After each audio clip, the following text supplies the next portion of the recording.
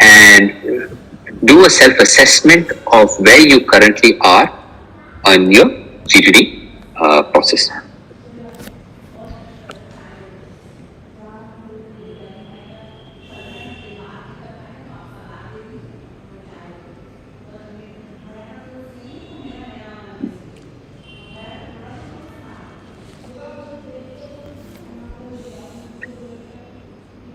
I'll give you about a minute to do it. Soon as you've done, please type done on the chat. So I really want to stay on time. I need your help for that.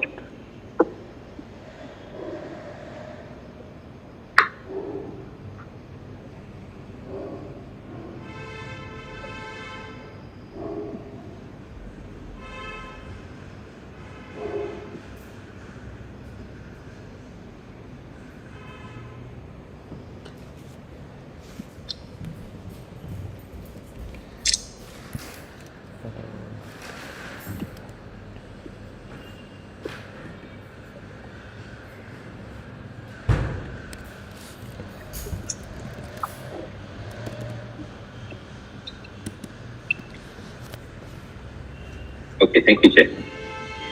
Sharing the score. Okay, I just want to share the score. Thank you so much.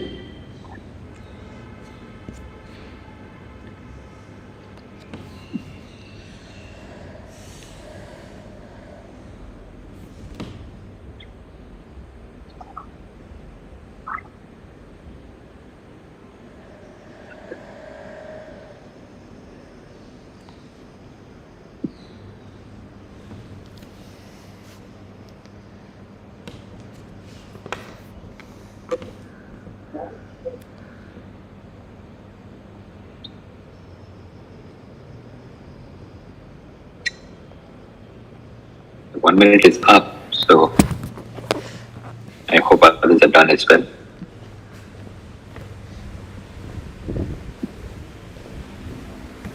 Shrikant.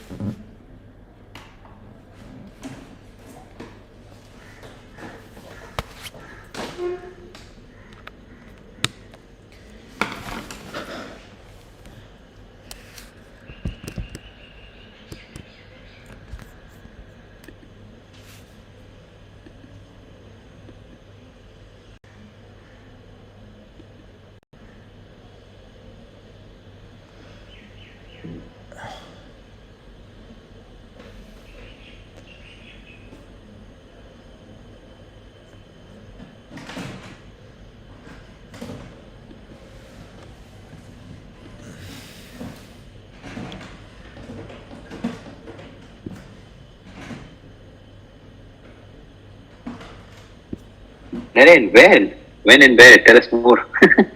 This was March 2021 in Goa. There's a Russian instructor there are some Russian instructors who teach surfing in north side of Goa, where the kind of Russian colony is.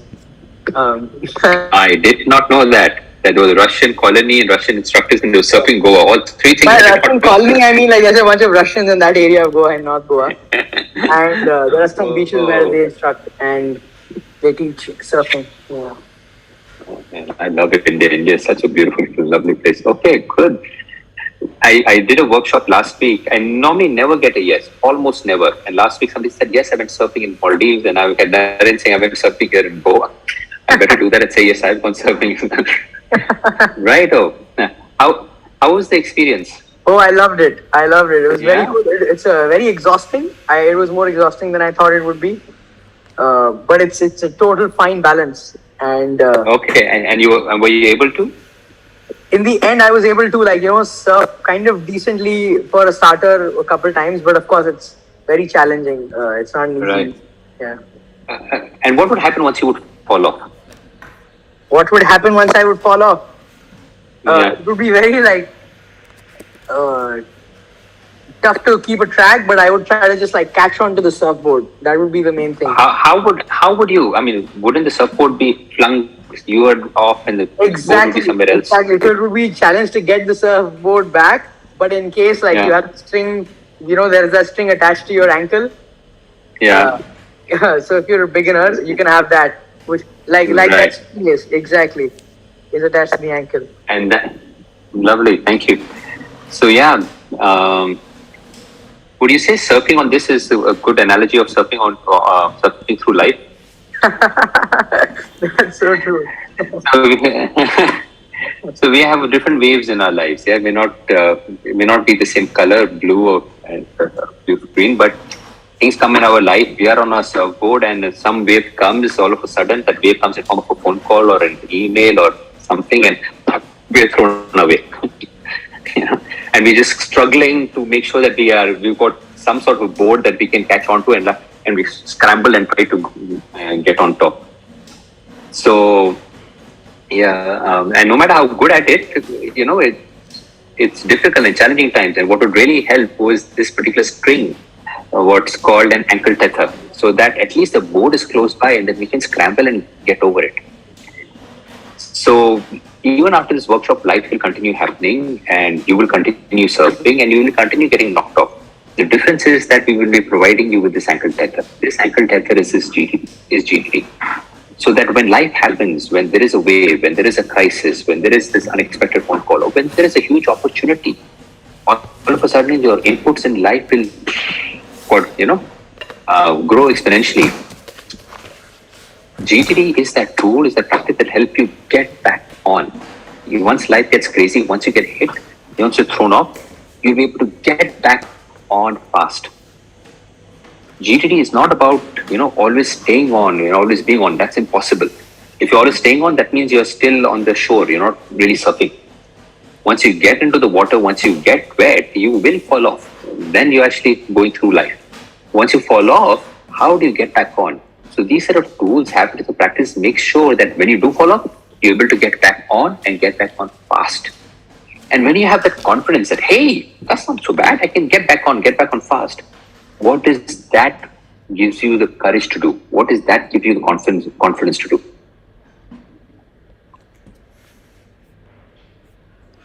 Take more Anybody? risks. Take more risks. Surf bigger waves. Yeah. And of course, who's the most successful entrepreneur? Who's willing to take that scary risk. Okay, don't know if you work, but let's try it. What will the worst that'll happen?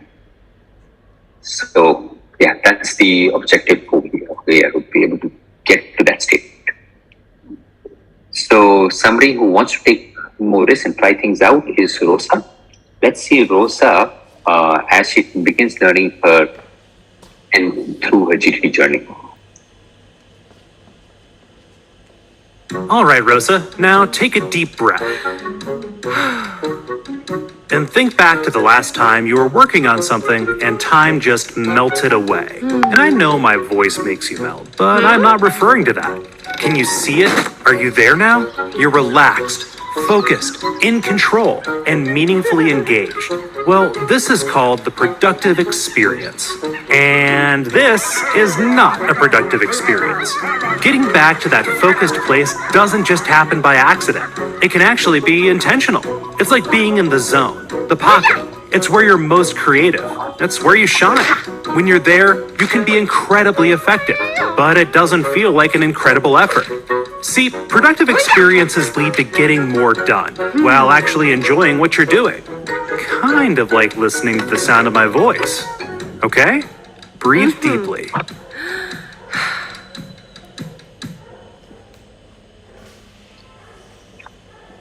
So what's the productive experience all about?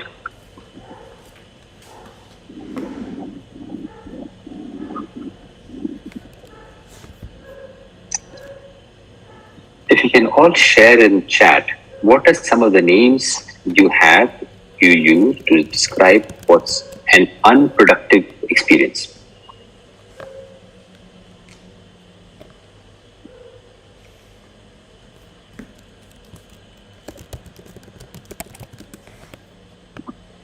Energy is lovely. You guys spot on. Energy drain, time waste. I want to share some of my personal examples. But you got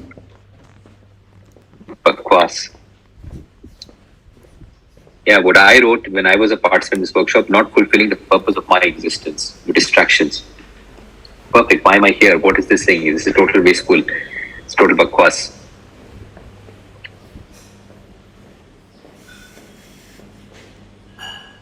Like in your environment.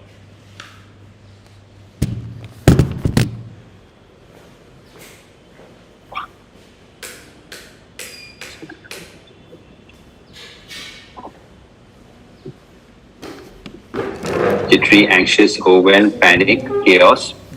Chaos is good, Shrikant. Loud is good, Naren. What does out of control look like in your environment? Think about your environment. What is your environment? Your computer is your environment. Your desktop is your environment. Meetings can be your environment. When those are out of control, your computer is out of control. Your desk is out of control. Way too many things, good one. That's where it's out of control. Too many things, too little time. Ayush, spot on.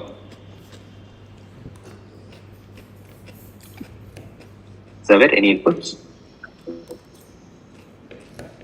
What does out of control look like in your environment? Yeah, I'll put the next question. What does your body feel like when it's stressed? I'm reading happening at once. Thank you, Gauri. How do you react when you're stressed? Heavy, good. What else? Helpless. Was that stress for your body? Now, how does your body feel? Irritated, not being self, heart beating faster, shallow breath, overwhelmed breath. For me, it's sleepless. I lose sleep like that. I get insomnia. As soon as I'm stressed for something, shut my mind from any thought. Shut up. Yeah. We'll be talking more about that. Angry, take one more 2 licks in the time. Yeah. Let's move forward. So what's the cost to you of being in that state, of being out of control, stress, overwhelmed? What's the cost to you of being in the unproductive experience? Cost you time. It's cost you peace of mind. What else?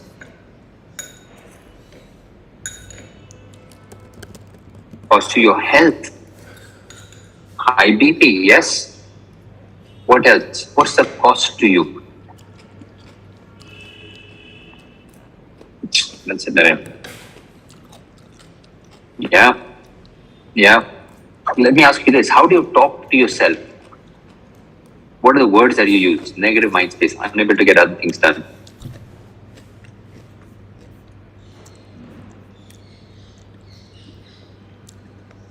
Negative self-esteem, yeah.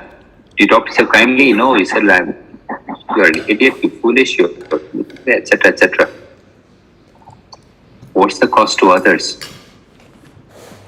How's your relationship with others when you're in that state?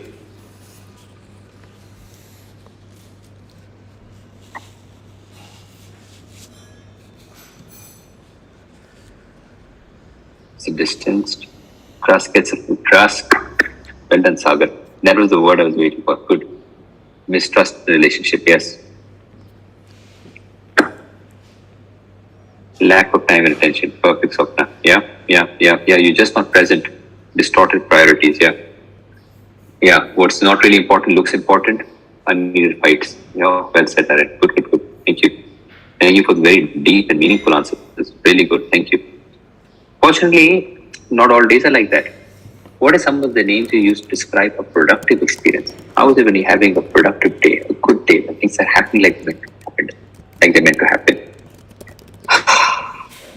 Happy and satisfaction, easy, fulfilled, energetic, bright. Man, give me more. I can't get enough.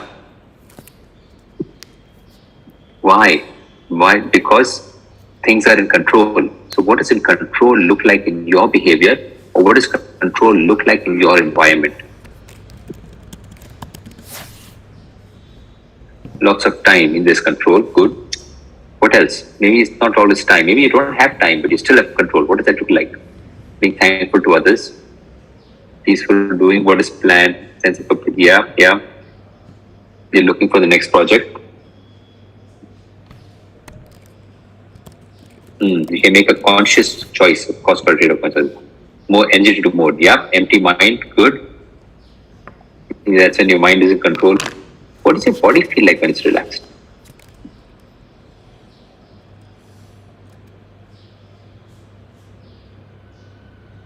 There's energy, isn't it?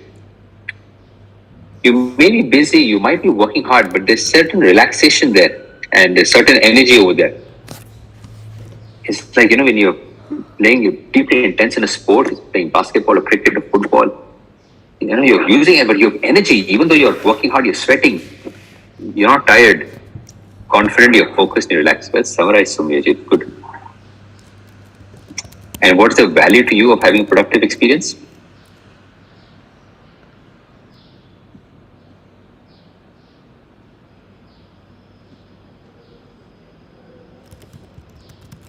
What's the value to you of productive experience?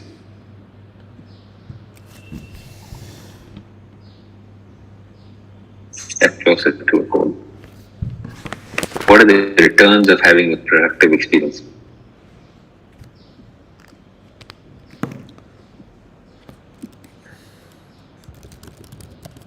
Confidence, okay. What else? Only confidence? Increased sense of self and confidence. Okay, that's good. More details there. Happiness, that's the return you get. Good. What else? Self-fulfillment, self-containment, more time for things that matter. Yeah.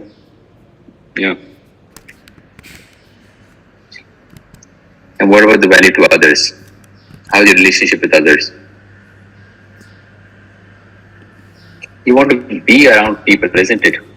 Who are in control, who are focused, who are relaxed. You want to be that person so that others want to be around you. I guess all of us at some point have had that one boss who was in control of things and so spot on. Better relations create time without value. And there's, of course, this greater trust in that, all these relationships. Lovely. Thank you.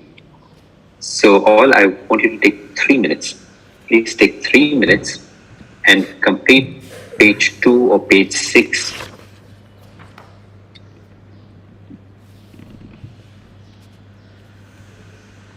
This little exercise that we just went through.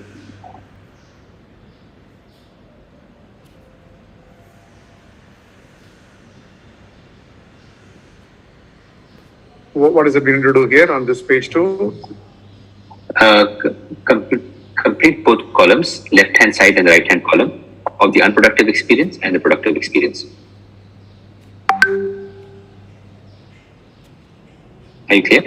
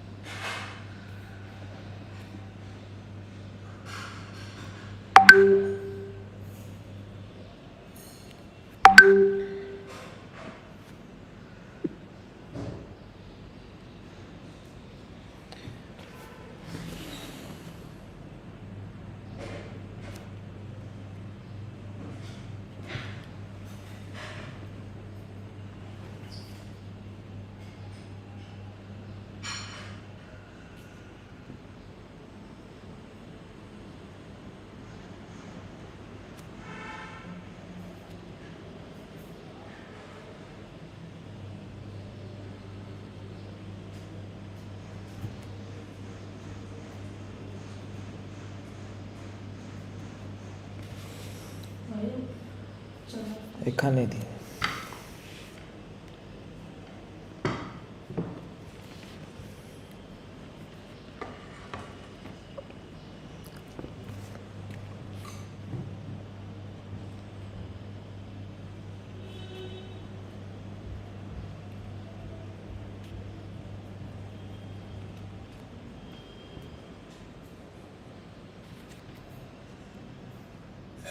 30 seconds left, folks.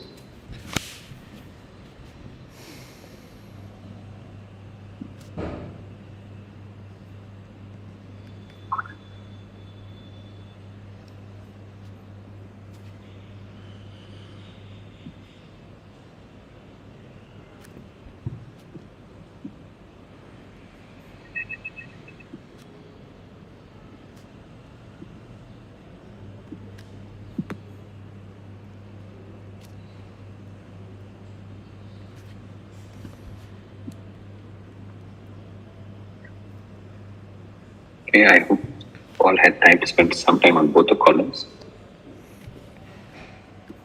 So ultimately, our goal of the workshop, like I said, to summarize GTD, two simple things. It's having stuff off your mind and getting it done. What does that look like? Another way to put that is you're always in a state of the productive experience, which is you're in control, you're relaxed, you're focused, and you're meaningfully engaged in doing the right thing at the right time. To be able to do that, there are two things we need. Two things. The first thing we need is control, right? And that's what most of the workshop is going to cover. So how do we get to control? To do that, which are the 5 steps. But in addition to control, you need something else. And that is you need what we call perspective. What is perspective? Perspective to where you are and where you're going. To take us to perspective, there is this deep model called horizons of focus. What is that about?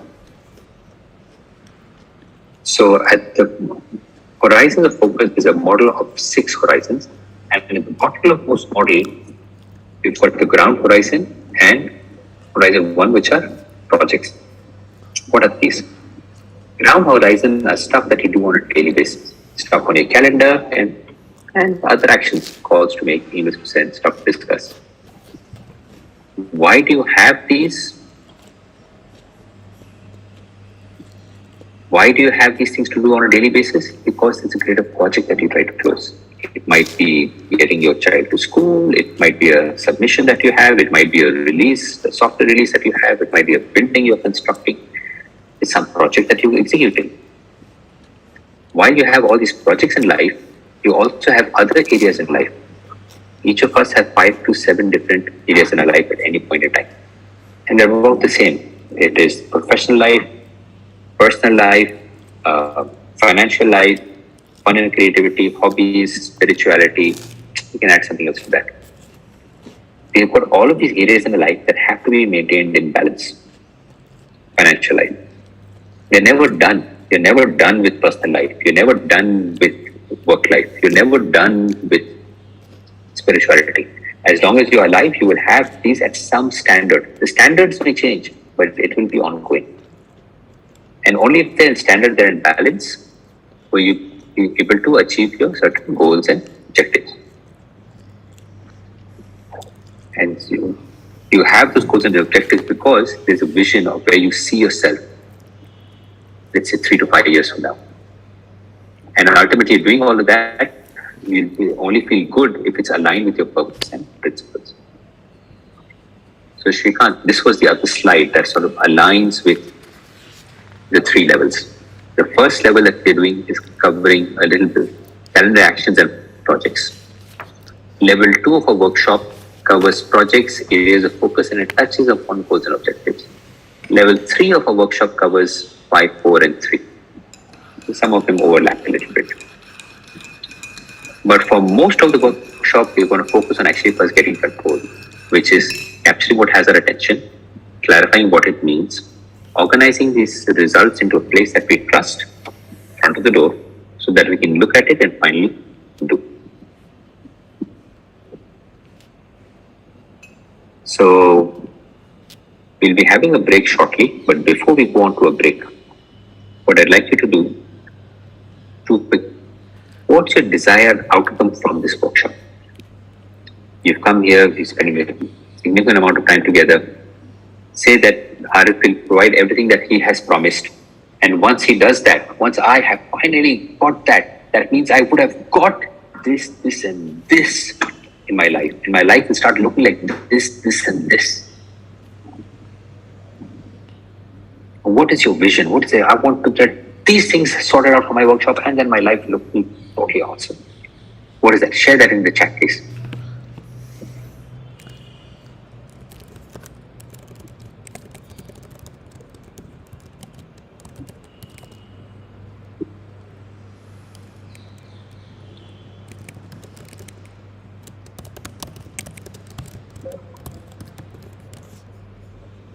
Lovely, thank you.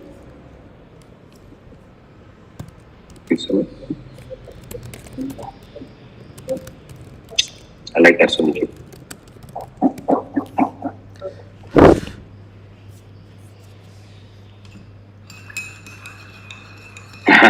Yes, Sandeep.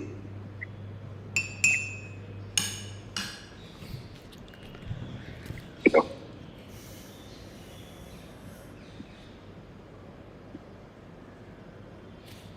Okay, one more answer, anybody?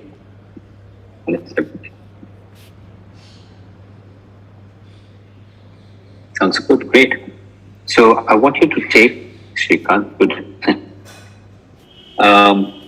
Take about 2 to 3 minutes. Take about 2 to 3 minutes and please list out all your desired outcome in as much detail as possible. Try to visually see yourself completing it on page 3 or PDF page 7 and list out your desired outcomes there.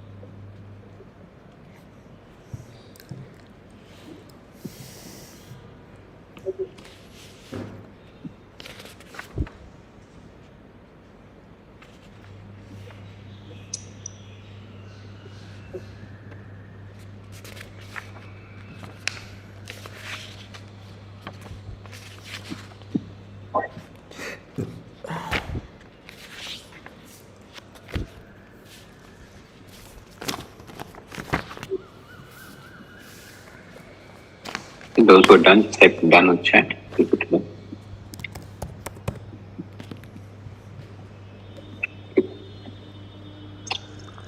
Okay, great. We're going to take a short break. So let's say a 5-minute break. I'll see you all back in 5 minutes. Meanwhile, I'll still be around here in case anybody has any questions. I just want to hang around. I'll start in 5 minutes sharp. So just make sure you're present. Hey Jay, yeah, you raise your hand. You want something to say? Yes. Am I audible? Yeah. Okay. So there's always a productivity sometimes is understood as being busy or doing things, but not necessarily being effective. So where does GTD fit in that spectrum? Kind of like that Stephen Covey, the 7 habits of highly effective people. Focus on the 20% of tasks that will give you 80% of the results. So Yeah. where does GTD sort of fit into that view or perspective of things? Yeah. I've been doing this for such a long time. Stephen Covey, of course, has. Although Stephen Covey didn't come up with that model, called the Eisenhower matrix: urgent versus important. Right.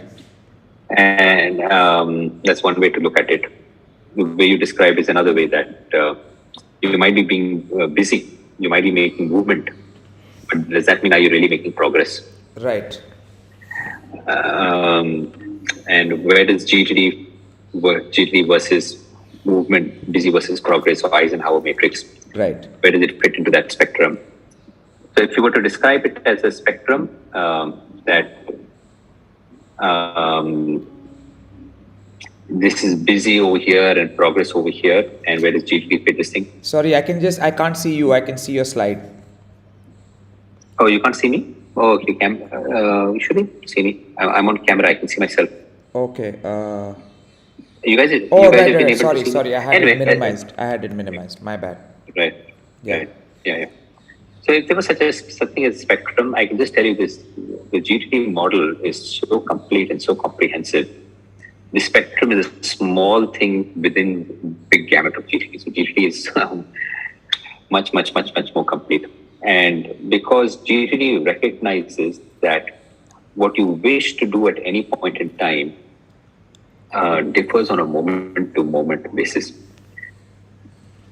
So a short answer is that GTD is always, like, for example, the productive experience. What is a productive experience? It is being in control, being relaxed, being focused, and being meaningfully engaged.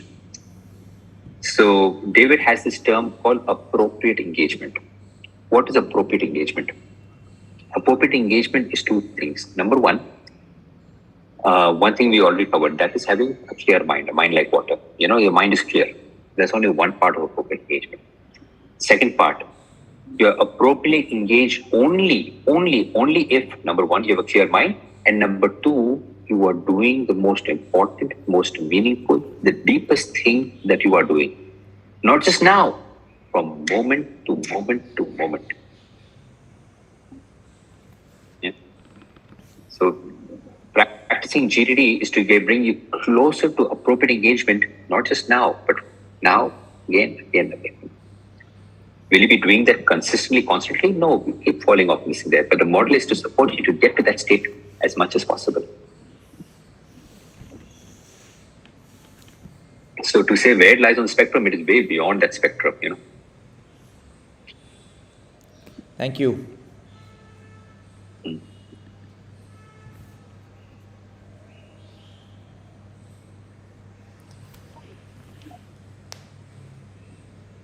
Okay, we're almost done in 5 minutes. I hope everyone comes back on time.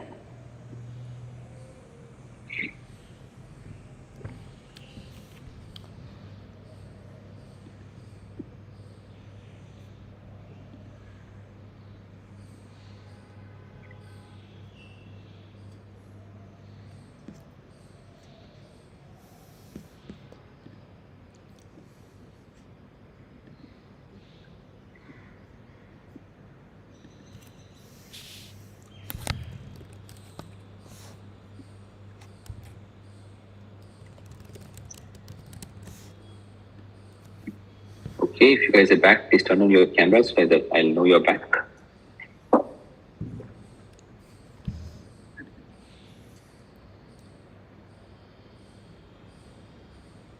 We are going to 15 seconds.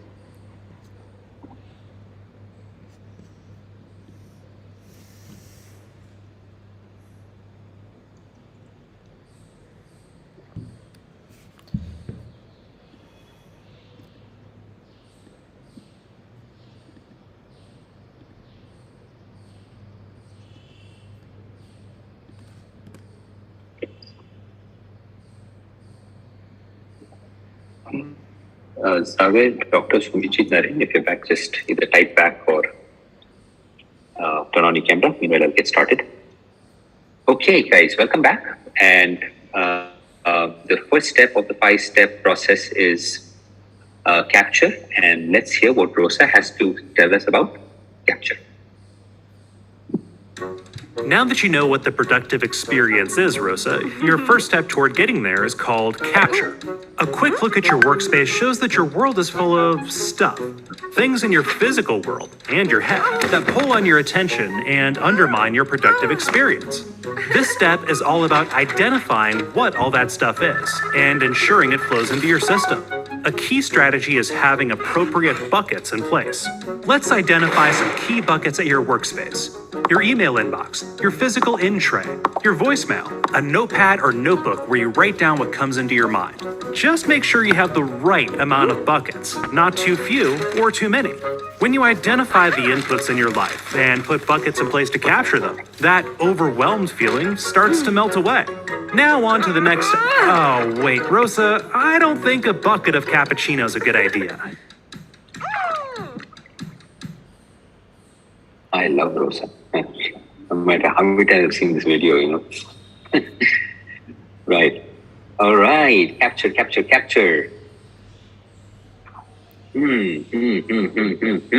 What is capture all about?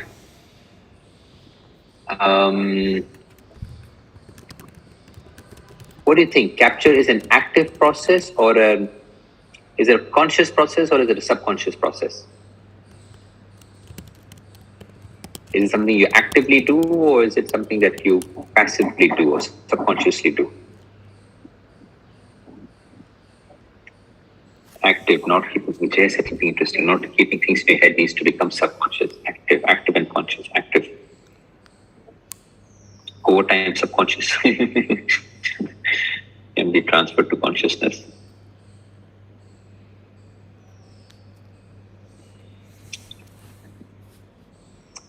It is, for a lot of us, it is subconscious. And I think you said it needs to be transferred to, we have to be more active and more conscious about it. What do I mean that for most of us, it is subconscious? What is it that we capture? What is it that we capture? Information. Okay, good. Yeah, we capture information. What else? The work that needs to be done. Good, Swapna. I'll go deeper into that. Anybody else? Can somebody summarize what Swapna just said? Anything and everything we see, touch, hear. Is that true? Anything and everything, there's a difference. You're sitting on the chair, you're touching the table, you're seeing the screen. Are you capturing all that? I know what you're saying, Ayush. You're close. You and Swapna are close. Things we need to act upon. Stuff that requires my attention need to capture. Jay. So what we capture is stuff that requires our attention, things we need to act upon, things that need to move forward, things that need to change, things that need to, something that I'm not happy with things right now. And there's got to be some movement, some change there.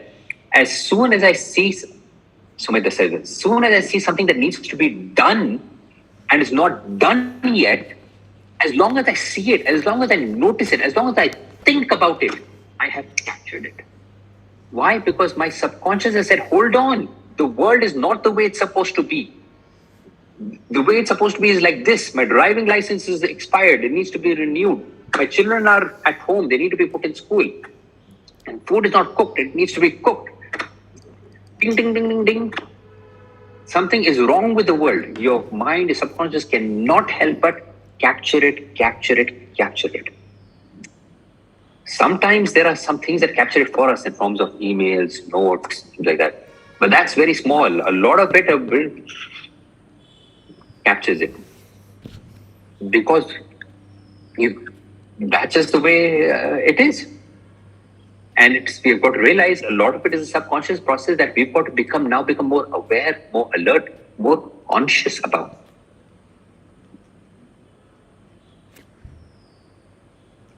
And what's wrong if we continue to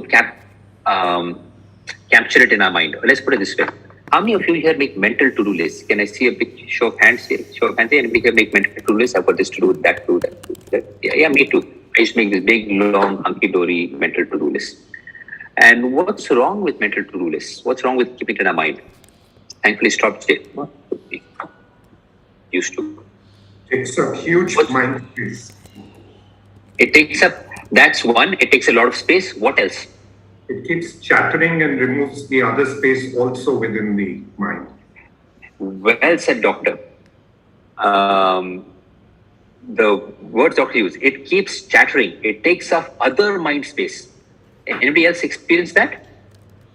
And it's forgetful. So the problem is the mind doesn't have a sense of context.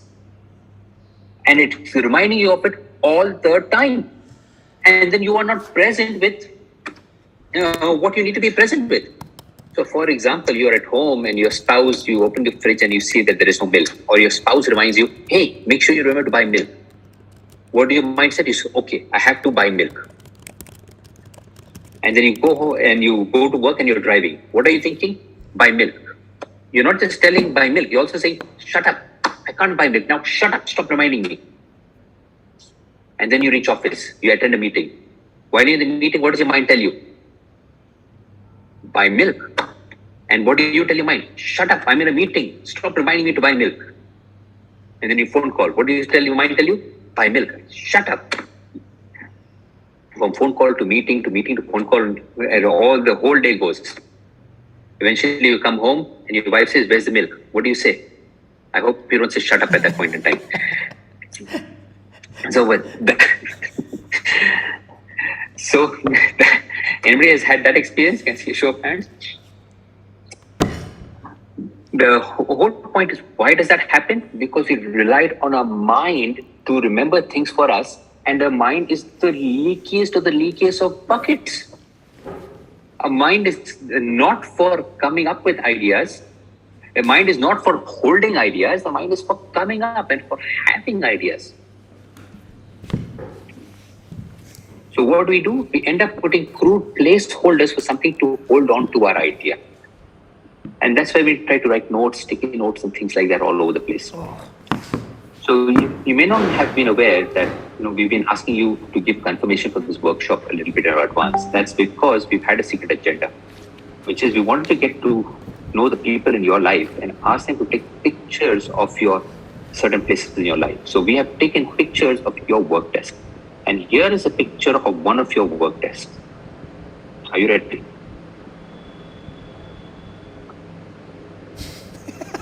Does it belong to any one of you? Okay, it might start looking a little bit more familiar in a moment. So there are crude placeholders that we have in our life. It might be piles of paper that are alive. It might be sticky notes. It might be different digital things that we have, things to tell us what to do. Does this look like somebody's work desk now? Yeah, I see some smiles and I see some nods. You are missing a coffee mug there. A coffee mug there. Other than that, perhaps. If those of you are looking very clean, my work desk is very clean and smug, that means all of this is actually in your head. At least for these people, at least there's some crude placeholder there. So, but the point is, we need some placeholder. Our mind cannot hold all of this. And each of these placeholders, each of these is what we call is an open loop.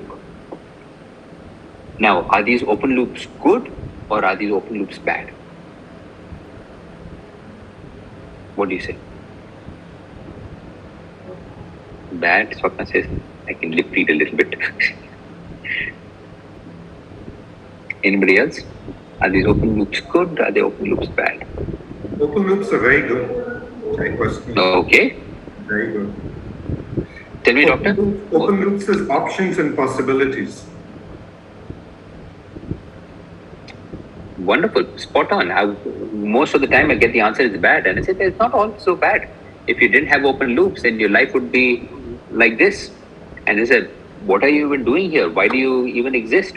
The whole idea of open loops is to give you options, possibilities. It's a sign of a rich and meaningful life. The problem is not just but there's a part of you said, look, I don't want my life looking like this also. The problem is not just the open loop. The problem is each of these sticky notes, each of these reminders don't just end over here. Each of these are also a sticky note in your head that, hold on, I need to do something with this. But what to do, I don't know. And I don't have time to think about it. So shut up. That's the problem with the open loop. Is that each of these open loops are also talking to you. Do something with me. And each of these is an unfinished commitment in your life. And realize that we need a way to keep a track of all of these open loops so that they stop talking to you. And so that you can have the clear head, because your mind is for having ideas. Your mind is not for holding them. Want to explore some of these open loops in your life? What I'd like you to do is to glance at your desktop. Glance at your computer desktop and please share that what is the oldest or funniest or interesting item that's there in your currently sitting on your desktop, on your computer desktop. Yeah, please share that in the chat.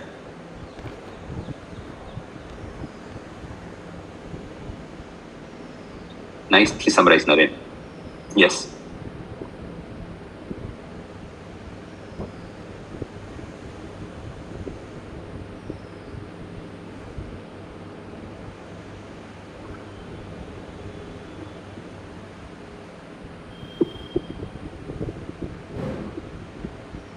It is a to-do list. How old is the to-do list? Shrikant, you're messaging me directly. You can put it for everyone. Oh, sorry. Yeah. What is the oldest and funniest thing this thing there? Give me the date. To-do list should be my brother. My brother. Oh, the brother's to-do list. From ever I started working, right? So it should be few years. I used to carry this to-do list file from my mission over mission. Oh, so it's not a current to-do list. It's an old to-do list that's sitting over there. Yeah. Okay, an old to-do list that is a few years old. Okay, anybody else? What is the oldest thing that's sitting in your desktop? Or is your desktop all clear? Just put that down. I would like to hear from everybody. Please participate. Okay, good, Ayush. Good to know. Another thing is Zaved, you just said what I have on my desktop. That's exactly what I have. I have a photo called desktop. And then I've not opened that folder. Not much. My desktop is clean. Oh, you got a post-it note. Okay, all right. Okay, that's good. Yeah, so this is just an example. Some of you, if this was an in-person workshop, you would ask you to empty your pockets, your wallets, your bags, your purses. What's in there? All of us have a drawer where we put everything in. So we lean back, open drawer, and we never open the drawer again. What's there? All of these places are things that belong, that are calling out to us, and we don't want to look, we don't want to see in them. These are all the different open loops in our life. So just be aware that there are many different places in our life that collect business cards, receipts, photographs, things to do, things not to do, things to keep, things to throw away, but they're not there where they permanently belong, and they're all there scattered all over our life. And all us shouting and screaming at us that we please move away, do something with us, because we're not where we need to be for all of eternity. What we'll do all of these, I will tell you in a moment. For now, I would like you to go open your guide to page 6 or PDF page 10 and mark all the places in your life that you currently capture stuff. Will not need too much time, maybe a minute should be enough. So take a minute, maximum 2, mark all the places in your life where you currently capture stuff. Once you finish this, please just type down in your chat.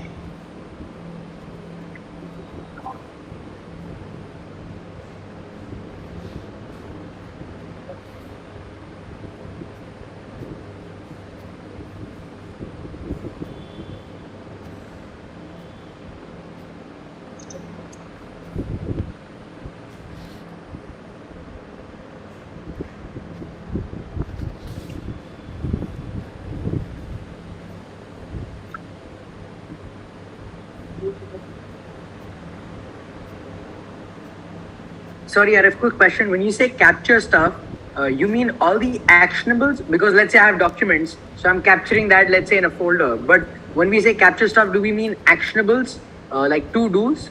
Or do you mean even like, let's say, a document that I need to store digitally, or some photos that I just want to keep in storage? Yeah, it's a very good point, and I purposely left it vague.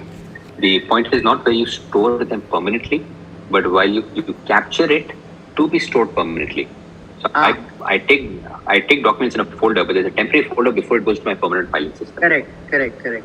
Got you. Perfect. So it's about not just to-dos. It can be to-do, it can be an email, it can be a document, but where is it captured before it is filed permanently? Got you. Thank you.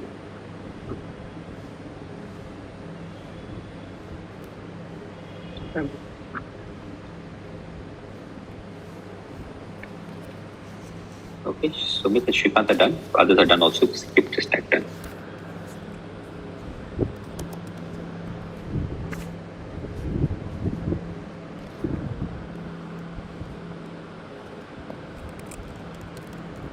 Okay, 10 more seconds. And if there's not an option, can I just add? Can I write my? Yeah, right. Yeah. Please write it. Please write it. Let's make sure the list is complete.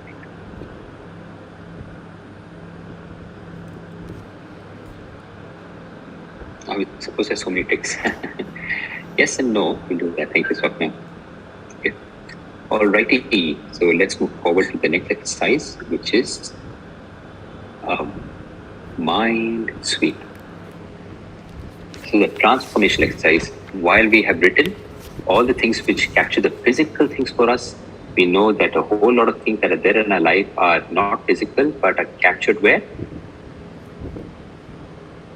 Somebody say it. Yes, thank you. In our heads, a lot of you are pointing there. And that's what we're going to do. We're going to do this transformation exercise called a mind sweep. We're going to clear our minds of all the things that our mind is holding on to. So how to do the mind sweep? To be able to do it, the rules are very simple. As soon as something comes into your mind, you type it out. You write fast, you go for volume, you try to get as much out of your head as possible. Even if it is written in some other list somewhere, but it is still in your mind, you write it. So to be able to do the mind sweep, I want you to please turn to page. Can somebody help me with the page?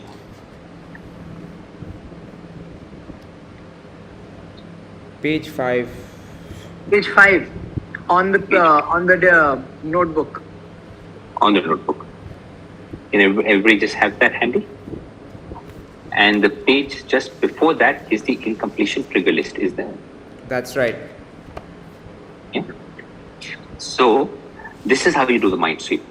As soon as something comes into your mind, go ahead and write it down. Those of you have hard copies, those of you have soft copy, type it out. Try to get as much out of your head as possible. Go for volume, go for quantity. We're going to spend 5 minutes doing this exercise, and I'm going to put a timer for 5 minutes very shortly. So don't start now. Once I put the timer, start. Even if you have something on your list, some other way, write it down. People say, should I only put professional? No. If there's a personal thing that's bothering you, write that down. If something about family that's bothering you, then write that down. Something about health that's bothering you, write that down. If hobbies and creativity is bothering you, write that down. If finance is bothering you, write that down. Whatever's in your mind, write it down. And if you feel that you've written everything down and I've still stuff in my head, but I'm not able to get it out, then turn a page behind and look at the trigger list. The trigger list will remind you, it will trigger you of things in your life that you have attention on, that you have commitments on. And then you'll be reminded, then write that down. At the end of the exercise, I want you to feel, it is all written down. It's very little or nothing in my head. Okay? Try to get that experience, that feeling. So try to go for quantity, go for volume. I would like to see as many things out there as possible. So with that said, we're going to do this exercise for the next 5 minutes. It's going to be a silent exercise. So I'm going to go mute myself. And if anybody has any questions, please don't ask at this point. Please type it. I'll be keeping my eye on the chat and I will respond by type also. Let's not disturb others during the exercise. Any questions at this point before we start? Great. So no questions. I'm going to start the timer now. Time starts. So go ahead and do the mind sweep exercise. I'm going on mute.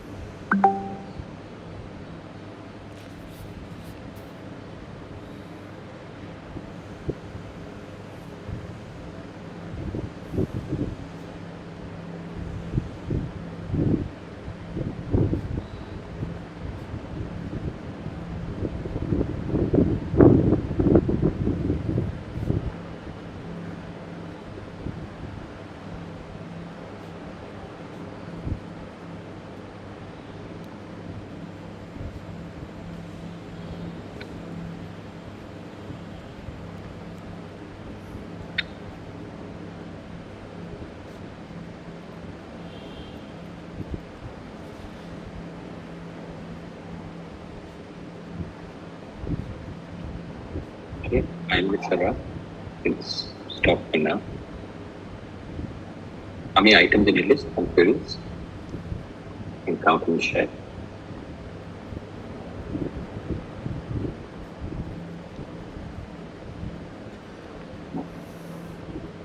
It's never ending.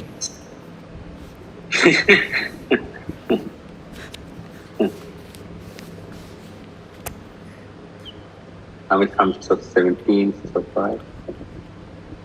How many J did you get? About 43, 44.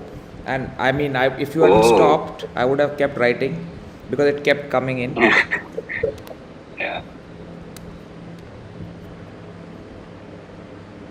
Good. Okay. The triggers made it happen. The trigger list is very good.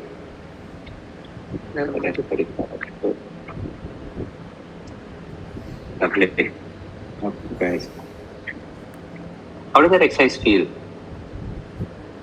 Feels like I'm doing something wrong by having so many things to worry about or keep track of. So I mean, clearly that's what I was realizing. I said I have too many things which are unresolved. And how did it feel to have too many things unresolved? Was it, I should not have too many things unresolved? Let's feel bad about it. The first thing that came to me is I should get better at saying no to a lot of things.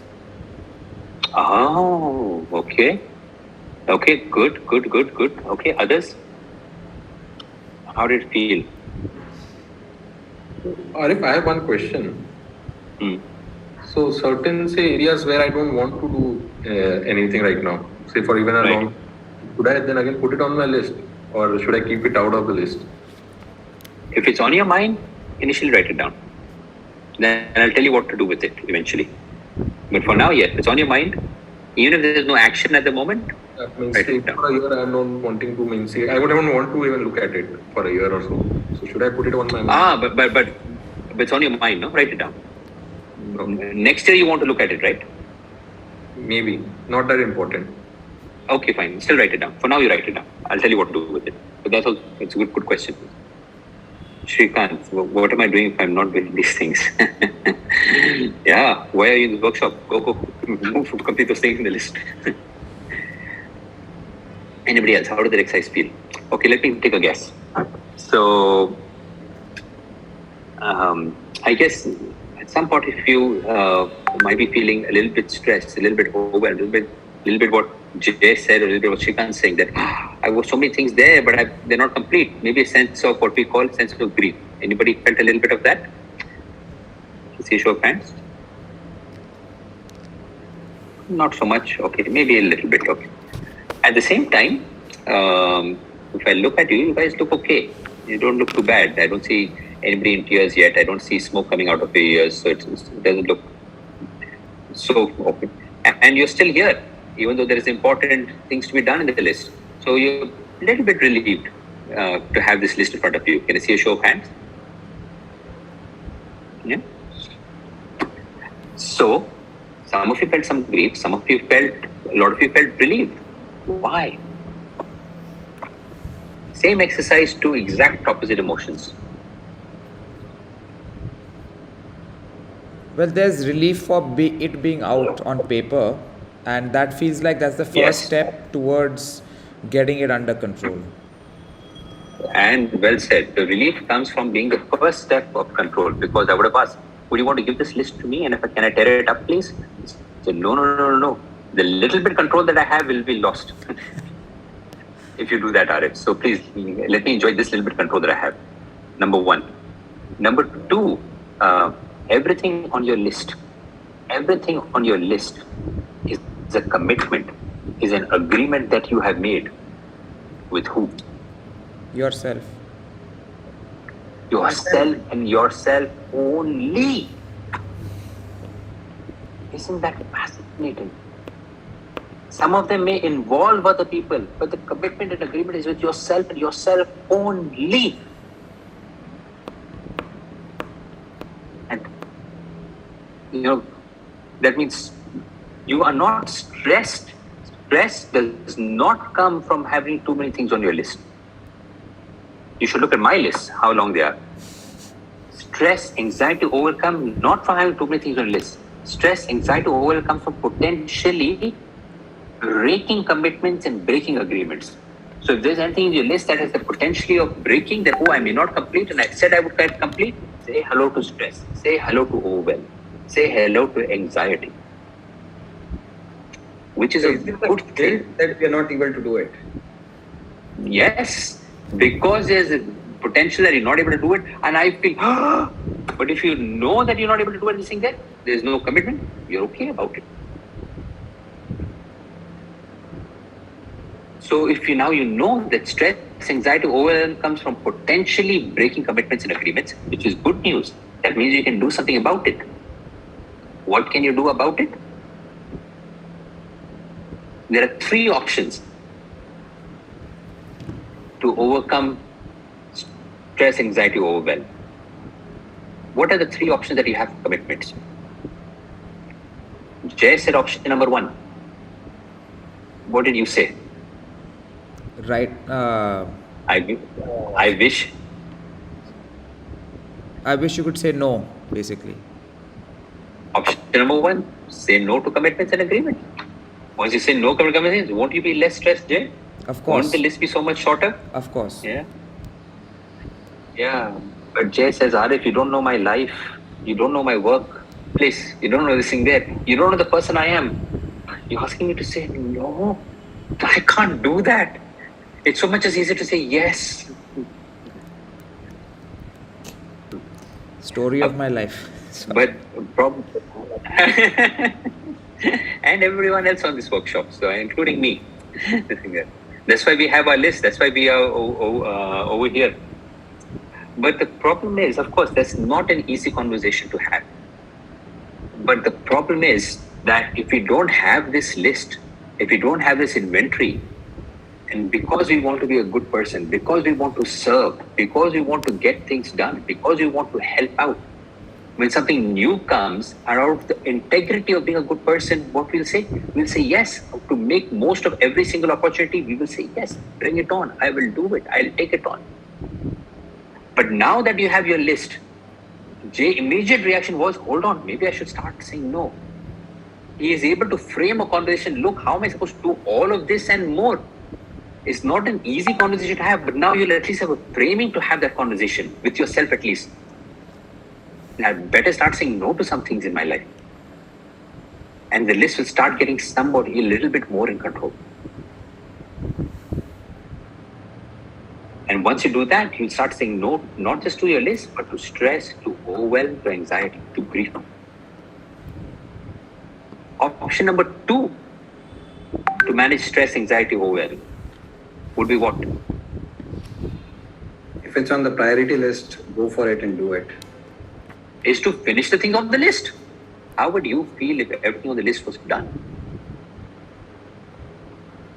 You feel yahoo! You'll be jumping up and down, and they have to hold you back, come back here, this and there. But then half an hour later, 2 hours later, what will you then have? A new list. You will have a bigger list, a bolder list. You finish that, now see what I'm going to get done. And eventually you're going to hit your limits and say, this is too much. The better you get, the better you get at this. Who do you give the most work to? The person who's doing the work or the person who's not getting stuff done? Who do you think gives you get work? The more you do, the more work you're going to get. Yeah. So there is no light at the end of that tunnel. So what's the third option of managing stress, anxiety, overwhelm? What's the third option for managing the list? Delegate Step it. one, Delegate. option 1, that is, yeah, that's there. What else? That's like 2, getting it done. Option 1 is not saying no, not having the list. Option 2 is getting it done. Option 3 is Schedule it. yeah, sort of. You renegotiate the commitment. You say, look at this and say, nice list, not now. A lot of you said, like Shrikant said, that hold on, what am I doing here? But you're still here. You looked at it and said, yeah, while this is important, while this thing needs to be done, while this is, it's bothering me, but you know what? I'm getting some good stuff and value over here. It's another 20 minutes. Not now. Let me do this. I asked you, give me the list. Let me tear it up. You said, no, hold on. This sense of control. I know what I need to do later. So not now, later.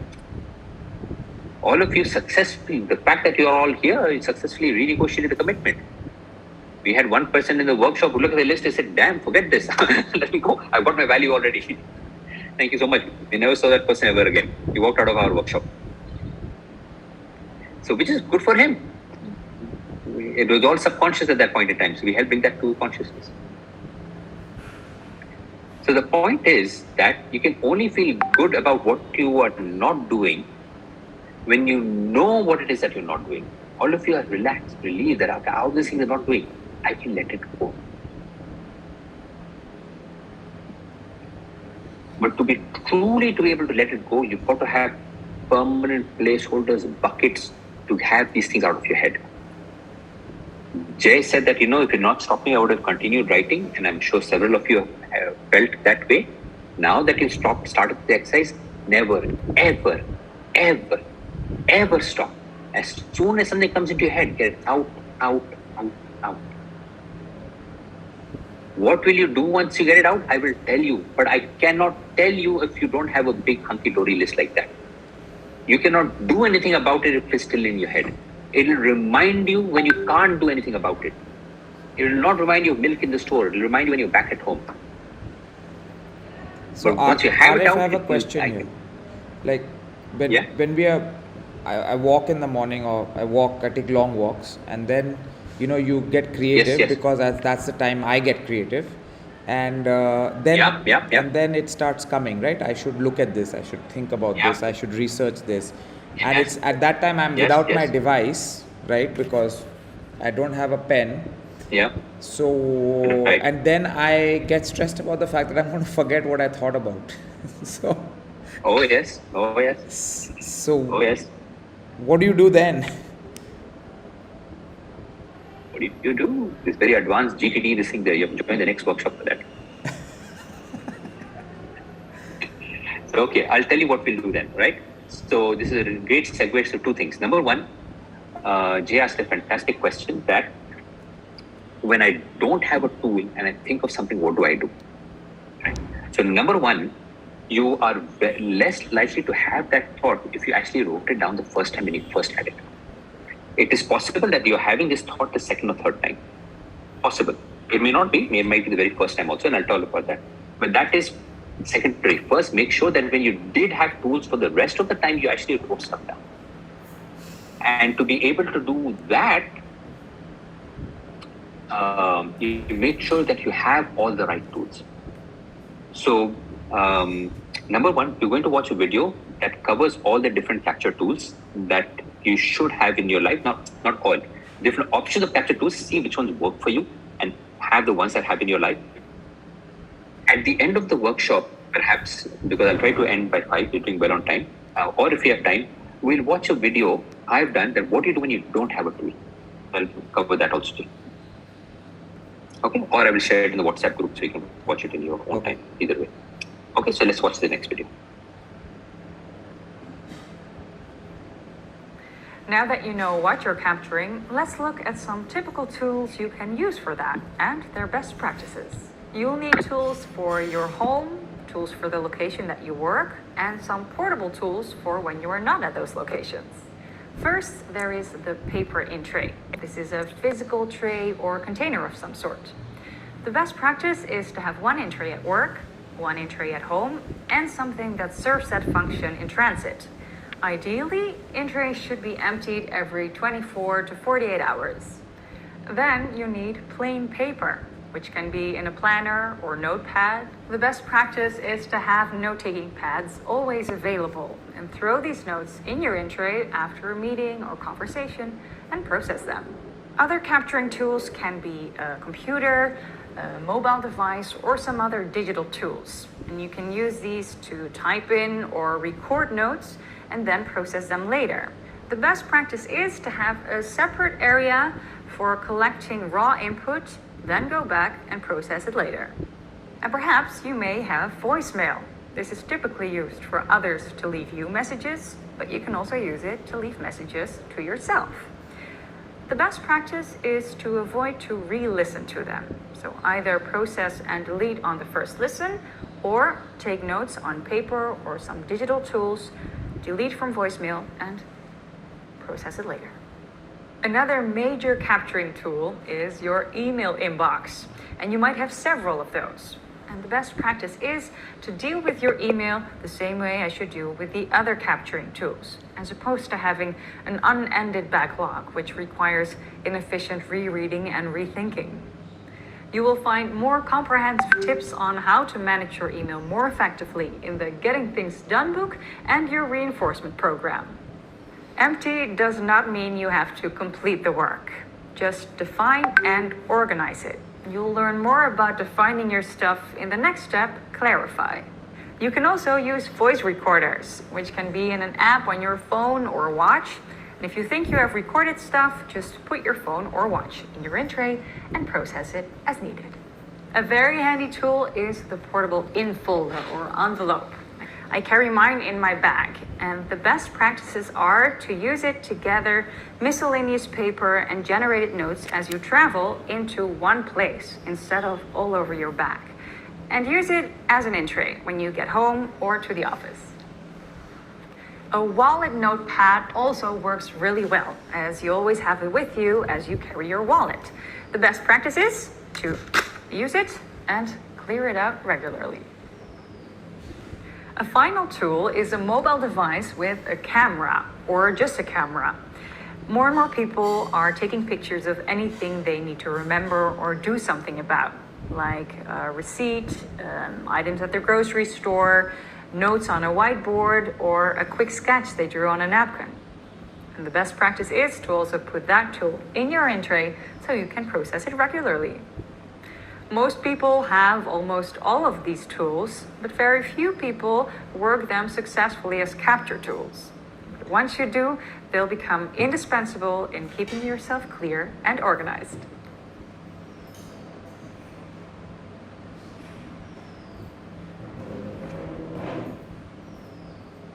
Okay. So, of the tools that you heard, what tools do you think you can add to your life? What tools you think you are using too much of? I think having the physical in tray would help because it will remind you that you must actually do it. Great point. So physical, okay, hang on, 2 points. Yes, have a physical in tray. People say there's no paper in my life. You'll be surprised once you have physical in tray, you'll see that all the paper where it was all will start coming there. Don't just have a physical in tray at office. Have one at home as well. Because if you don't want to have one at home, guess what? Your whole home becomes an in tray. That's exactly what it is right all now. over the home. I'm better at office, but the home's a mess, yeah. So have one at home, number one. Number two, have one for you and have one for your spouse as well. So have one for each member of your family. So if something needs to go for that person, there's only one place for it. So great point, physical in tray. I see some good answers in the chat. So several of you are saying an app in the phone. I use an app in the phone as my capture device also. But here are best practices for that. Number one, you use only one app. Don't use like 5, 6 apps. Yeah, don't even use 2 apps. Use as few as possible. Yeah, try to use one. Within one app, use only one place. Call it inbox, call it Mindsweep, and goes there. Not in one app, I've got 5, 10, 20 different notes and I capture all over the place. You know, so one app and one place within the same app. Right? So I've got a video where I share my personal tools. It's up there on YouTube. I'll not play it now. It's around a 7-minute video, so it'll take time. I'll share it in the WhatsApp group soon as we are done with the workshop. Number one, in this video, I share my personal tools I use, capture tools. I also share what the very same question that Jay asked, that what you do that if you're out for a walk, you're out for a run, you're in the shower, and you think of something. And this is not something that I thought of earlier. At that point, I'm hit with this $1 million idea. And I've got nothing on me to write it down. What do I do with it then? Now, ideally, you should really have as few instances of that as possible. Don't rely on this as the ultimate practice, but there is something that you can do. So I'll share that video in the group. So watch it and let me know what you think of your technique that I share over there. For now, I want you all to turn to page 7, your guide on page 7 or PDF page 11. And you've just gone through the best practices of the capture tools. What are the capture tools you are now going to include in your life? Imagine physical tools, imagine digital tools. Remember, have as few as possible. Don't try to take as many as possible. This is capture, this is not storage. There is a great question somebody asked. Now I not know the difference at this point, but now you already know that. Where does this temporarily stay till it goes into permanent storage?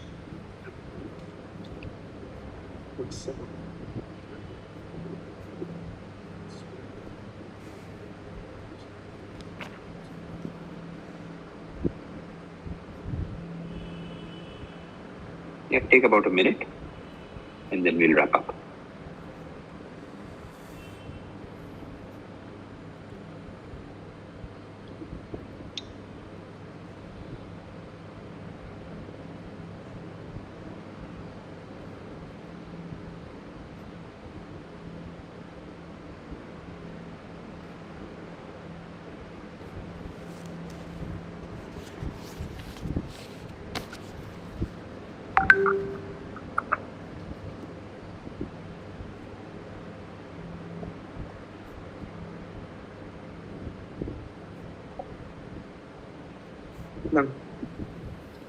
Done, expand.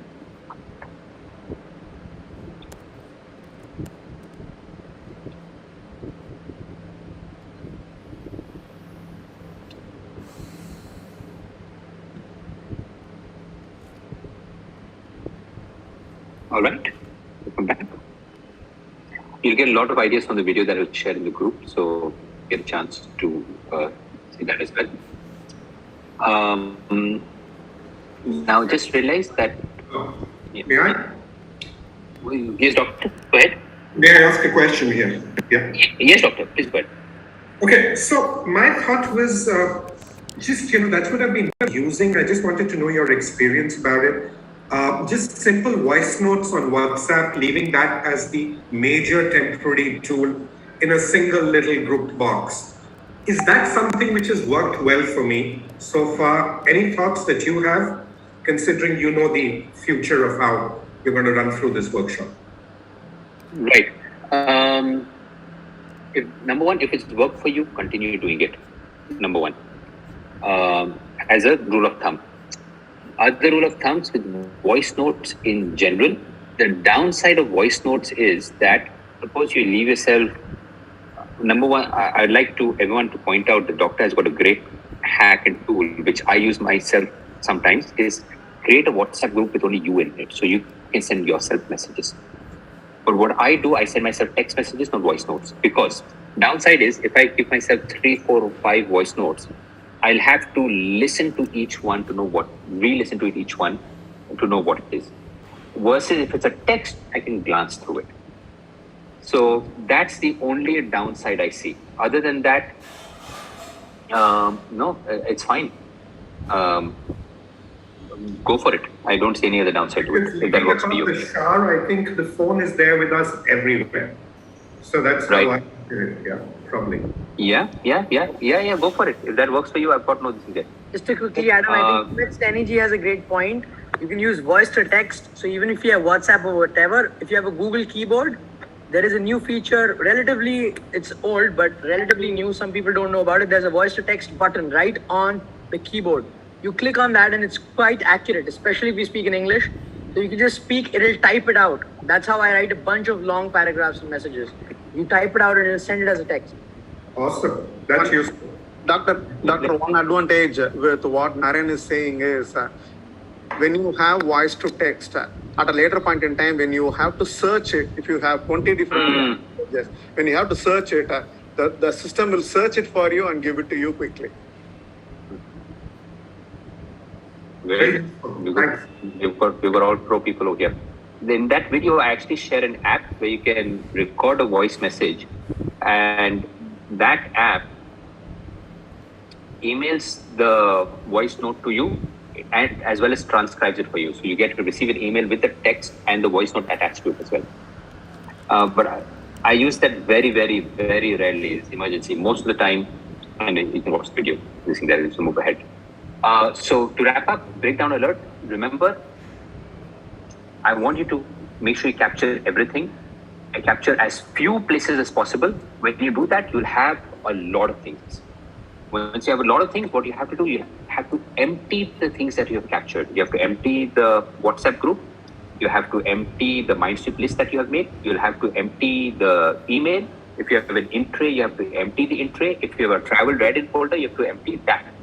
You have to empty it. If you don't empty it, it will stop serving the function of a capture device, of a capture tool.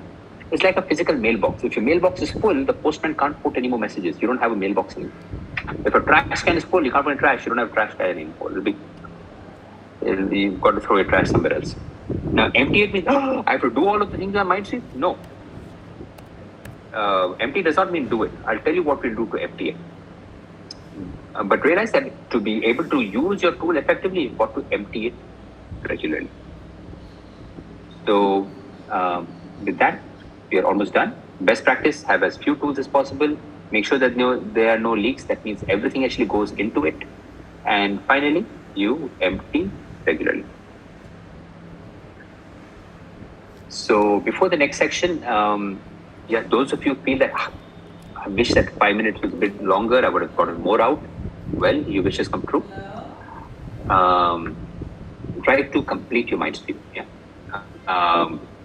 Do get it as much all out of your head as possible. You will be glad that you did. Now that you've started, don't ever stop. And I will see you at 3 o'clock tomorrow. Officially, the session is closed. Those can leave. I'll be around for another 5 minutes if anybody has any questions. And after that, I'll send that link in the group very shortly. Thank you all very much. Thank you. Thanks, Arif. Arif. Good day. Thanks. Good day. Thank you. Bye. Thank you all. Thank you so much. Thanks. Thanks, Arif. Thanks. Take care, guys. Bye.